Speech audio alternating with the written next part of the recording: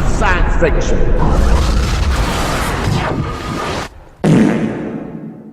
Hello and welcome to my latest Orville review. I'm sorry I've been a week behind. I've only just caught up. On Saturday night I managed to watch 8 and 9 together. I didn't realise when I started watching them, they were like an hour and a half each. And I thought to myself, this is going on for a long time. And I was hooked. So episode 8, Portus, Kelly takes his daughter to the colony planet. The leader there, forgot her name, she said that they'll be left alone if they stop taking females from Mockless, because it's like a male-dominated society. And there were 2 inspection teams from Planetary Union and from Mockless. And they basically, to cut the story short, they kidnapped Portus' daughter, these 2 Mocklans, took her to a secret black site.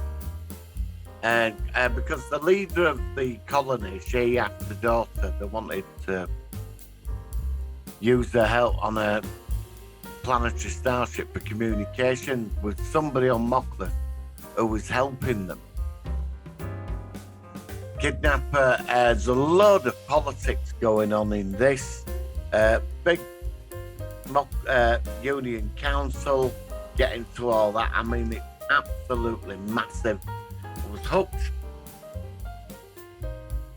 And the kidnapped Portus' daughter, and I have to say, they took her into this room. They had this one-eyed Muckman there who just like said to her, I mean, she's a young girl, and he just turned around and said, look, you're going to tell me too. And then he just slapped her across the face. And I was shocked at what I was seeing. And he was awful. I mean, and meanwhile, Mockless is having a massive argument with Planetary Union. They're denying that they didn't kidnap Portus' daughter. Portus and Kelly go to this black site on this planet. He gets his daughter back. Bloody hell, he gets this like thing, because this like torture said, you've done this to my daughter. And he just sticks in his head. It goes right into his other eye, because he's only got one eye. And I was totally, absolutely hooked on this.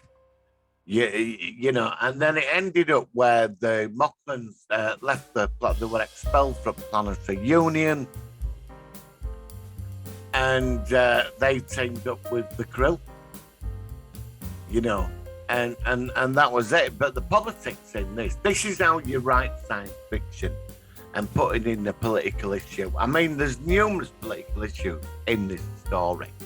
I'm not going to go into it all. It leaves you thinking about, the situation. But what an episode. Portus didn't care about his society.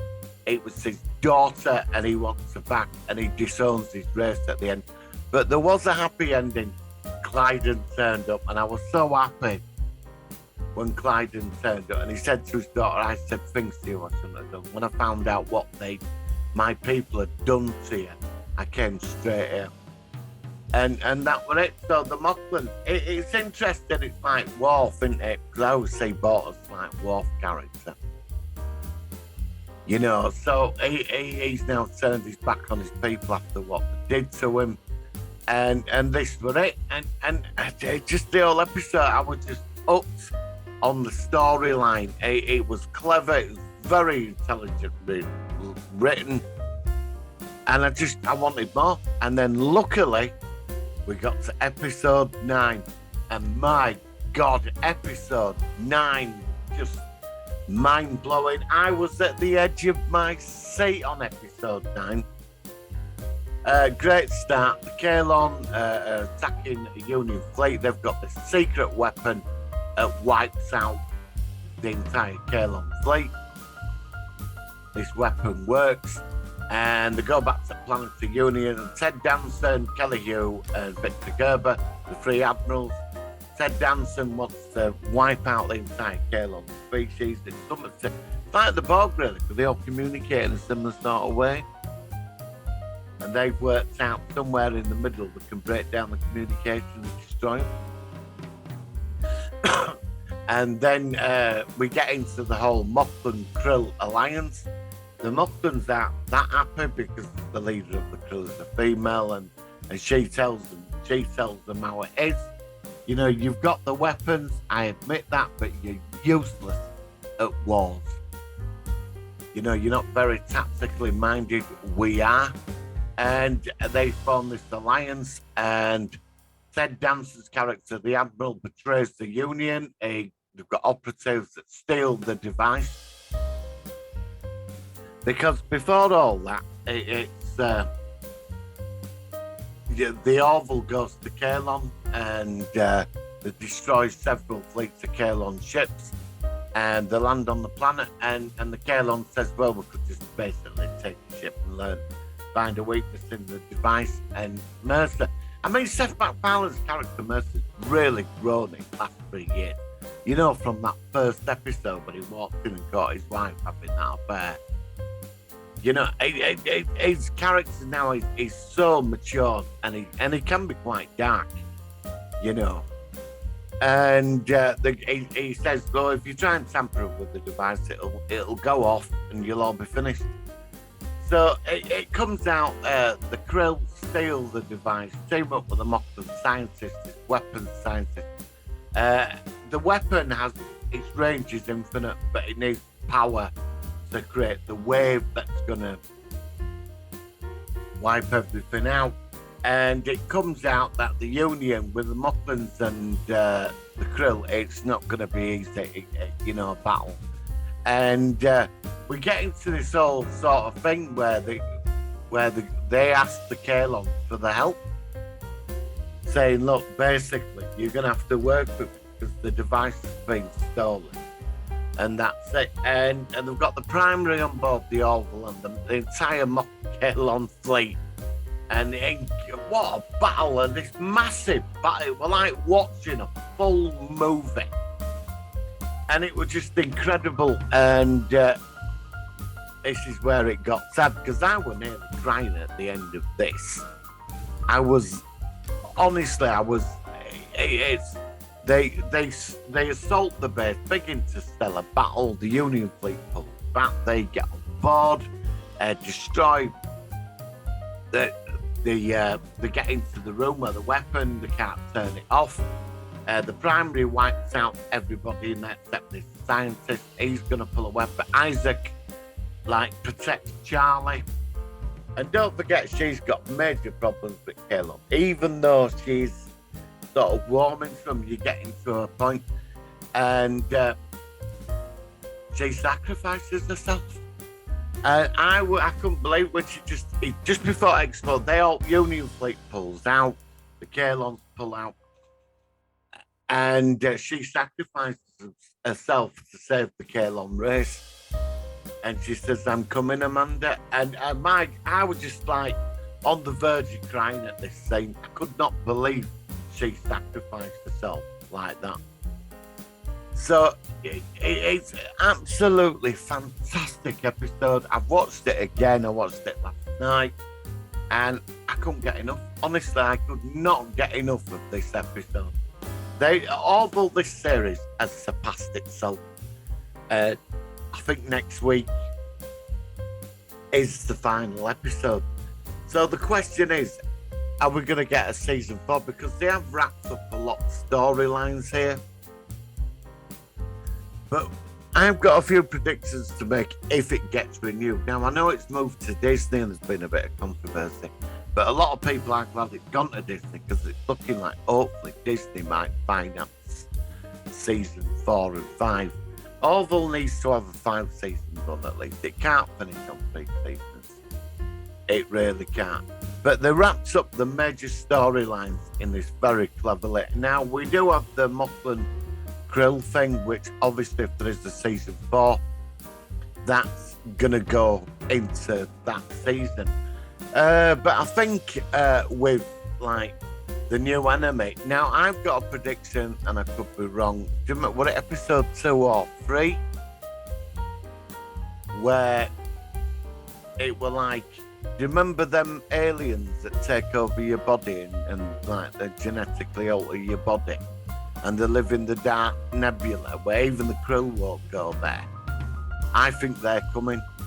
I think if there is season 4 and 5, they're going to be the main antagonists and they're going to attack the Kalon. Everybody's going to have to team up to stop these because they're coming. You know, because beyond Krill space, that Union, planetary, it's like unknown space, isn't it? And this dark power's out there. And it seems there that it's all organic technology, and it seems to be like they've got their own, like they've just take over other life forms to create themselves. That obviously there will be an agenda with them, but I think if there is season 4 and 5, I think they're going to be the big antagonists. There was a great scene at the end of the episode where the Kalon primary could not understand why she sacrificed herself, and they have to basically explain to him. And Isaac said, you know, we can trust these people. And now I get the Kalon. I mean, after seeing that episode about their origins with that family, you know, punishing that Kalon, how spiteful organic beings can be. They're terrified of that. They don't want to be enslaved, and I get that. But the genocide, it was wrong. But they were doing what they did to defend themselves. Again, this is the beautiful writing of the Orville, of the moral consequences of stuff, which is just absolutely incredible. The writing for this has surpassed itself. It totally has. I have been blown away by this series. I don't know what's coming next week. You know, in final episode, this is obviously going to go somewhere. Now, the question is it going to be renewed? Now, I know it's gone to Disney. We need season 4 now. They can't do this to us. They just can't do it. We need season 4. This is the best thing out there online.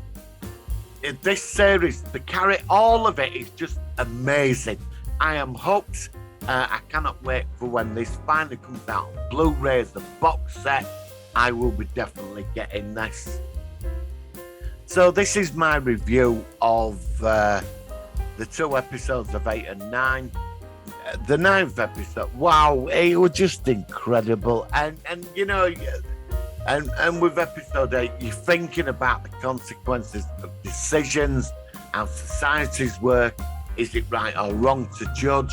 All kinds of stuff, you know what I mean? But even in episode 8, we're mocking society of the male thing and all this. It didn't matter to Bortus. The one thing he cared about was his daughter. He didn't care less about his society. That's his daughter, and he went to get her, and because it was his chat, and that overrides everything in that episode for me. Episode 8. Questioning, did the Kalons do the right thing in the beginning or the wrong thing? The Krill Mocklin Alliance, which is all going to fall apart in the next series, if we get a next series.